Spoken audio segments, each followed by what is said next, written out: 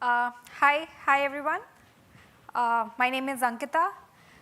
My co-speaker unfortunately is not able to make it. He's sick. He's not well today. He's more of a GraphQL security expert than I am, but it's okay. You are in safe hands. I've been doing it for some time now, so this will be a very interesting topic as this is very close to my heart. This is something that we are building. This is something that we have a lot of opinion on because we've done a lot of research. We've have customers using this. We have seen really live the security problems that GraphQL APIs can have. So it's going to be an interesting discussion, and I would love it if it's interactive. So if you have any questions while we are talking, while I'm talking, would love to entertain those. By the way, so I am the CEO and founder of Akto. It's an API security platform. It's a startup. We do GraphQL security, REST API security, all kinds of API security, but GraphQL is one of the very big module that we have, GraphQL security. Okay, so I'm not going to talk about what is GraphQL. I'm guessing everyone knows about this. Why implement GraphQL security? Just a little bit of background on why it matters, why it's important. The top 10 GraphQL security checks for developers and summary. So just if you can raise your hands and tell me who all are developers, GraphQL developers, and do it sort of day in and out. Yeah, but like half of the audience. Great. So I guess, if somebody knows some things around the topic and have some personal stories, would love to hear also. But let me start. Skipping this one. Why implement GraphQL security? So I've tried to get some of the most popular vulnerabilities we've seen in GraphQL APIs around the world. 2021, 2023, and 2023 again. The first one is related to introspection. Really what it allowed was for an attacker to be able to do XSS injection in the GraphQL API for GraphQL IDE. The second one is related to SQL injection. And the third one is authorization checks, and because of which there was sensitive data exposure and all of that. These are CVs, these are vulnerabilities in known softwares, in known GraphQL API softwares. But okay, so now we're going to more talk about why. So we heard these three vulnerabilities. Really, there are a lot of security vulnerabilities that can happen in GraphQL, very similar to REST, but there are certain things that happen more in GraphQL. Now I'll talk about what are the top 10 that you should really take care of. These top 10 have come from our experience working with customers, our experience really looking at multiple applications, how developers have developed the GraphQL APIs, what kind of vulnerabilities they have seen live. Those are the real inputs for these checks. The first one is a very important one. I know some people have opinions on, maybe persistent queries should be the first one and all of that, but this is really the number one. And why this is number one, I don't think I've met, maybe 9 out of 10 companies we work with who have GraphQL APIs, they don't follow this, really. This is that common. So really important to talk about, which is disable introspection in production. Now, introspection is amazing. Introspection is a very important tool for the developers who are developing in the development phase to query the schema, to be able to fetch all the queries, data, parameters, everything, but not in production. In production, you don't want introspection to be enabled. Why? Why so? Can anyone answer this? Why should introspection not be enabled in production? Anyone? Yes. You don't want random folks on the internet learning how your schema is constructed. Yeah, exactly, right? You don't want random folks. You don't want unwanted users to understand how your schema is constructed. Why so? What if they learn about your schema? What if they learn about your GraphQL APIs? How the business logic work and everything. If they learn about that, they'll be able to do a lot of malicious attacks on you. They'll be able to send malicious payloads, they'll be able to understand your business logic, they'll be able to do business logic attacks on those API endpoints which you don't want. Now, having said that, the only case where introspection in production is fine is for the public APIs. For the APIs you want your users to use, but not the non-public, the private APIs. So this is number one. Make sure introspection is disabled. I can't tell you how many times we see it enabled really in production for really large companies as well. So this is number one really. And it's very easy to know how to figure out if it is enabled or not. The second one, robust authentication, sort of like table stakes, very basic, something that every API should have. Doesn't matter it's GraphQL, REST, gRPC, but again a very common way for attackers to find vulnerabilities, to attack your API endpoints, to get sensitive data exposure, sensitive data out of your application. And how? So what happens if there's no robust authentication? In security world, in application security world, it's called broken authentication vulnerability. And it's really if your APIs are not authenticating users, not validating the authentication well, like for example, the validation is not happening at every request. Something like credential stuffing is a very common attack that happens if there is broken authentication. Let's say, this happened last year in 2023 for 23andMe. 23andMe is this very popular healthcare company which had credential stuffing attack happen. What happened was their login API endpoint, some attacker brute forced really the passwords and was able to log in and fetch all the sensitive information out. And how was the attacker able to brute force? Because the authentication, the login API endpoint was not validating authentication properly. There was broken authentication vulnerability. So that's really what broken authentication is. And the checks that I've mentioned are also very basic, very important to have, but really like lot of things, example validating token for every request, we don't see it. We don't see it in a lot of APIs actually. It's a very common vulnerability we find. Session management, password policies, MFA, these are really table stakes today. So broken authentication. The third one, specific to GraphQL, limit query depths. Now, anyone who can explain what query depths is?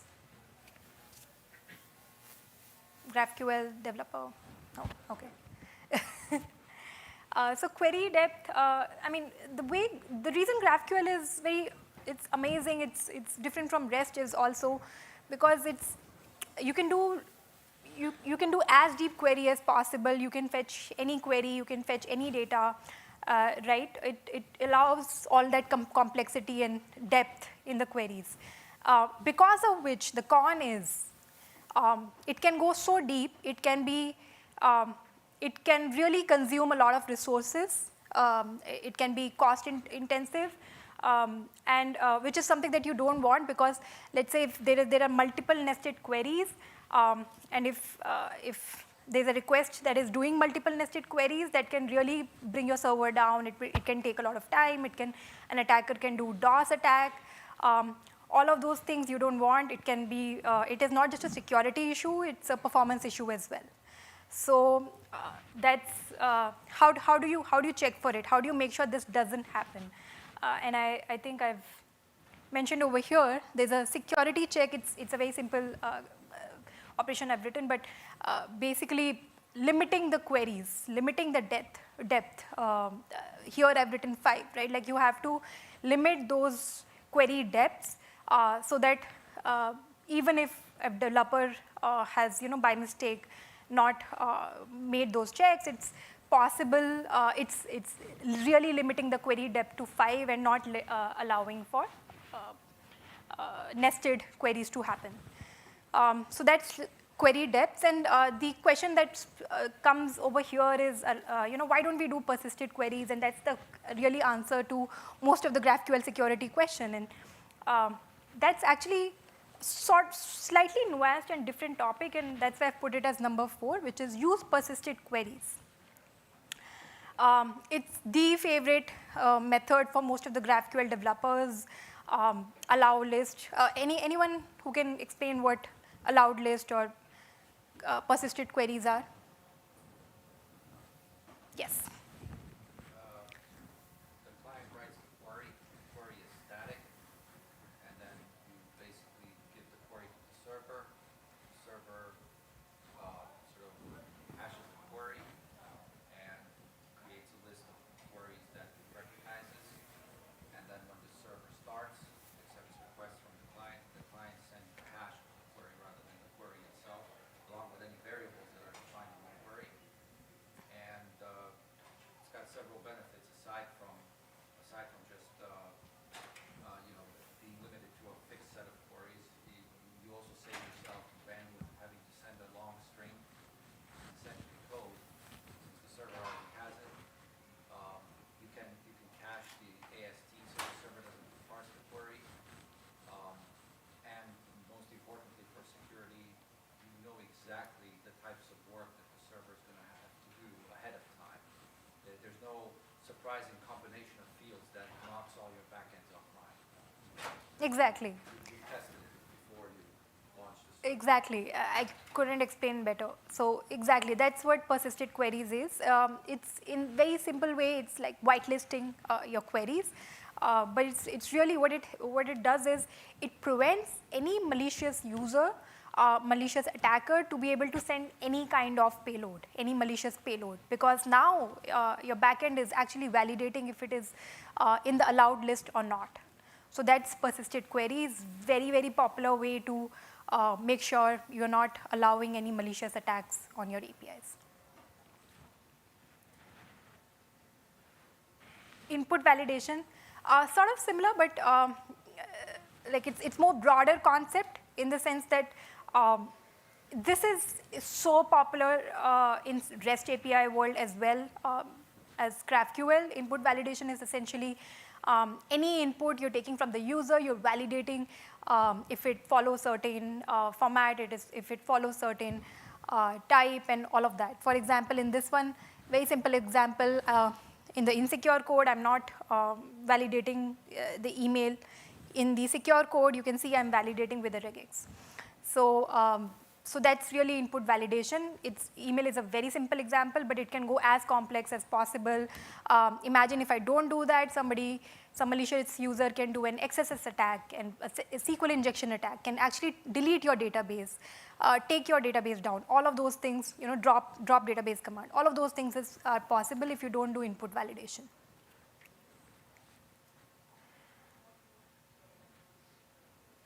Number 6, yes. Just realized another advantage of having the queries pre-recorded like that. The query string never appears in the client. So if the client views source, that's otherwise a way for them to sort of do an introspection, even if the server disables it, because they can see all possible queries and they can gain some idea of what your schema looks like based on what the client claims to be able to query. But if all they see is a SHA, they're not going to get that information. Exactly, right? So introspection, the number one thing. You should not allow it in production for sure. Very good example there. Secure direct object references. Big word, but really what it means is secure authorization. Now, we talked about authentication. This is authorization. Very simple concept, but hard to implement, and that's why a lot of security vulnerabilities happen over here. In the security world, especially broken object level authorization or broken authorization is one of the most common vulnerability. What it really means is, let's say I'm a user of Uber, I'm a rider, I take rides. I am able to see all of my rides, all of the payment history, all of the history of my rides, but I'm not able to see this person's rides or like any other person's rides. Why? Because Uber's application, Uber's APIs are not allowing me, an unauthorized user, to see other person's objects, resources, all of that data, right? So that's authorization check. And this is a very simple case I'm talking about. It can go as complex as having multiple roles, permissions, all of that. Now here is where authorization checks are hard to implement, and that's something that can happen, that can occur as a very easy vulnerability, and very important to have authorization checks, making sure that you're allowing users only the data, only access to the API endpoints or the data that they have access to, they are authorized to have access to. So authorization checks. Error handling, verbose error handling. So a lot of times, as we are developing APIs, we kind of give all of these verbose error messages. For example, here the message is, cannot query field email on type user, did you mean email? That's too much information. That's not how you should handle errors. The way to handle error is basically, most of the times people do masking of errors. What you can also do is, have like a very generic error, please check your query kind of thing. So make sure you're handling error well. You're not sending a lot of information in your error. You're not having verbose error message, because that's a very good way for an attacker to get hold of a lot of information about your API endpoints, about your data, about how your application is working, and use that in a malicious way. Query complexity analysis. We talked about query depth. Now this is query complexity analysis. Different concept in the sense that query complexity means how complex is your query. It could be, of course, complex because it's nested. It could be complex because of multiple reasons. But really, how much is it consuming your consuming resources, consuming cost, or like how much is the compute cost for the query? That analysis you should do, especially for GraphQL. And the way to do that is you can assign scores to each query. For example, here I've said, limit 1,000, which is a score that I've assigned, that do not let it go beyond 1,000. And I'm calculating that complexity score just to make sure that it doesn't go beyond 1,000. If it goes beyond 1,000, then there might be a possibility of server going down and DOS and all of those things. So very important to do query complexity analysis in GraphQL. Mass assignment checks. This is not very common, but it's a very critical vulnerability if it happens. Has anyone heard about mass assignment? Yeah, it's not so common. So let me explain what it is by giving you an example. Mass assignment really means you're able to edit a parameter in a mass way which you're not allowed to. For example, let's say an API is taking inputs from the user, a form input, like name, email, phone number, password. Now with the form input, the user is also able to add a parameter called is admin equal to true, which the user is not allowed to add. But behind the scenes, API is not checking for it. So if that happens, the user suddenly becomes an admin because there's no check there. And because the user becomes the admin, it has all the admin privileges and is able to access all the data. So that's mass assignment. Little different from authentication checks, but it really in a mass way becomes like a super admin and admin user, and you're able to get all the data out. The way to handle that is, again, allowed fields. You should add a check that only these fields are allowed to be editable, and those checks should happen at the back end so that if anyone is sending something like is admin equal to true, that's checked and that's blocked if it is not something editable, if it is not editable. The last one is excessive data exposure. It's also a top 10 API vulnerability, and what it means is sometimes your API endpoints in the response, it's fine to send some data that the user should be able to see, but sometimes it's not required for functionality. For example, here ID Gmail token is probably not required for the user to see. So having a check on excessive data exposure, that are you sending a lot of data that you should not be sending? Are you masking that data? Are you making sure that you have authorization checks on the data, that you're sending data to only the person who should be seeing this data? Is something that you should put check on. It's called excessive data exposure vulnerability. Very common again. Masking is the best way to sort of handle it. All right. Yeah, just to summarize, we talked about the number one again is disable introspection in production. I think if that happens, the attacker will have pretty much all the information about your APIs, about how your application works, business logic of your application, everything, and you should not let that happen. We talked about authentication, limit query depth. Persisted queries is really the most popular and very loved by the GraphQL community. It's also a developer way to make sure that there's an allowed list and allowed list for all the queries. Input validation, popular again. Secure direct object references, authorization checks, very basic. Error handling, query complexity analysis, not as popular, but still very important, important for GraphQL security. Mass assignment, not popular, but important if it happens. Rare, but it can happen. Excessive data exposure, again, it's popular, but it's not very critical. It's sort of like a medium or high vulnerability. That's it. This is a way to connect with me, but I'll go back here and if anyone has any question.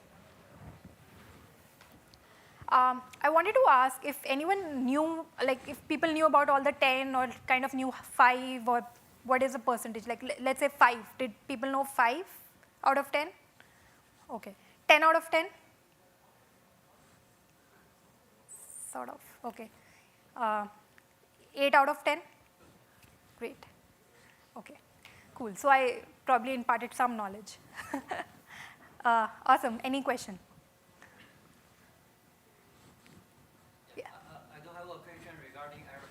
Yeah. So I understand the reasoning to not expose too much information, but to give a good user experience, sometimes it's needed to give a clear indication of what's going on.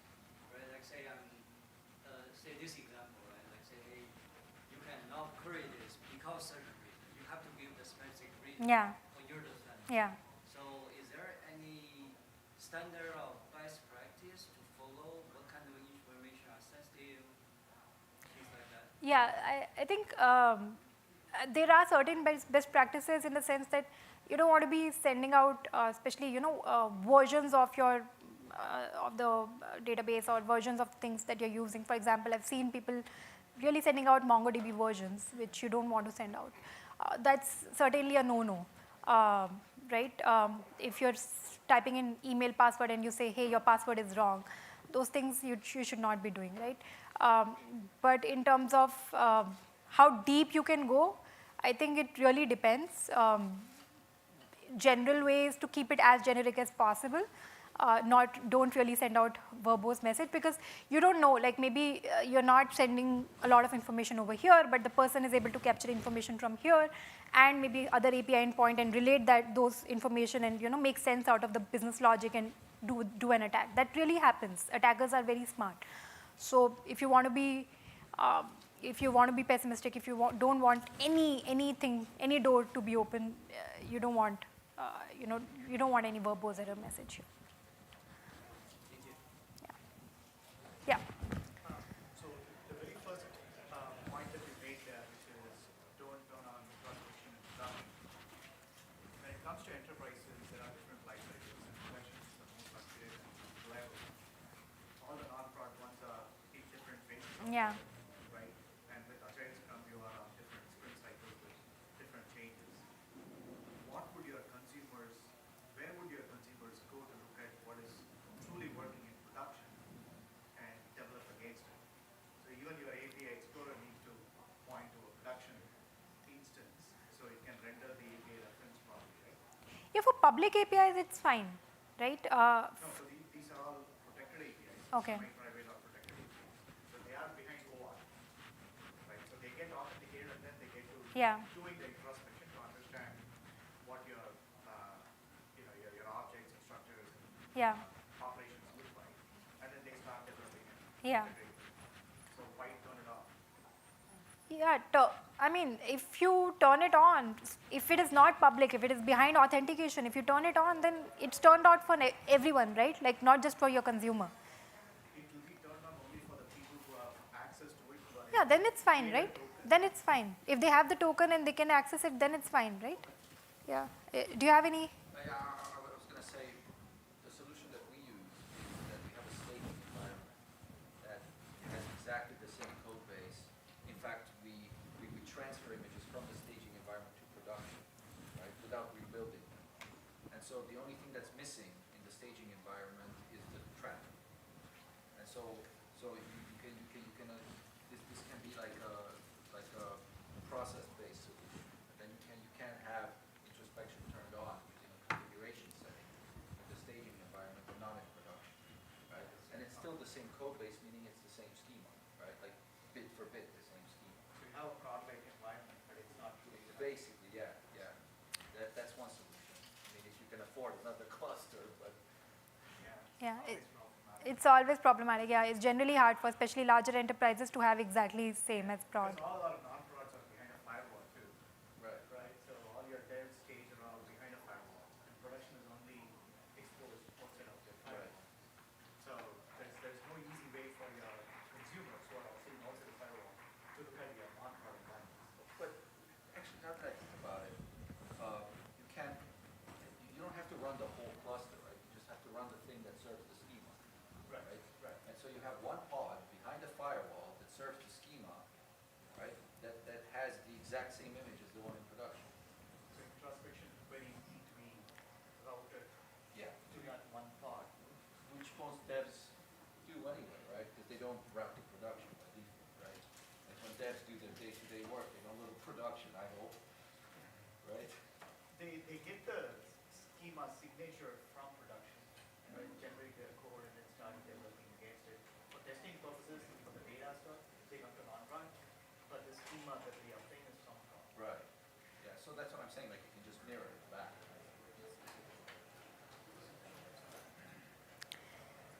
Great. I have a question. Is there anything that I've not covered which is probably something that you've seen in your experience as a security vulnerability?